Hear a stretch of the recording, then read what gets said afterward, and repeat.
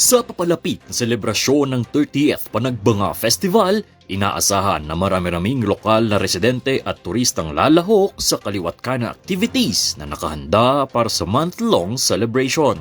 Dahil dito, nais itong gamiting pagkakataon ni Mayor Benjamin Magalong upang maipalaganap ang ideya ng circular economy sa mga mamamasyal.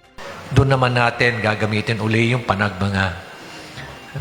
And we will be working with the group of bunch, yung executive committee, on how to educate yung tourists natin, especially in waste disposal or trash disposal. So we'll take this opportunity na ma-highlight pa natin and raise awareness. Pinag-aaralan din ito ng pamunuan ng Baguio Flower Festival Foundation Incorporated paano magiging sustainable ang ilan sa mga activities ngayong Panagbanga Festival.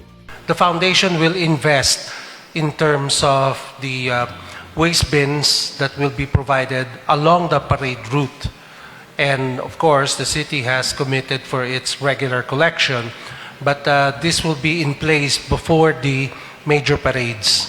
Ang circular economy ay isang sistema sa production at consumption kung saan nagagamit ng tama ang mga resources na nagre-resulta sa mas kakaunting basura. Sa kasalukuyan, hinihikayat ng BFFFI na recyclables o reusable cutleries ang gamitin ng mga food stalls para sa inaabangang Session in Bloom.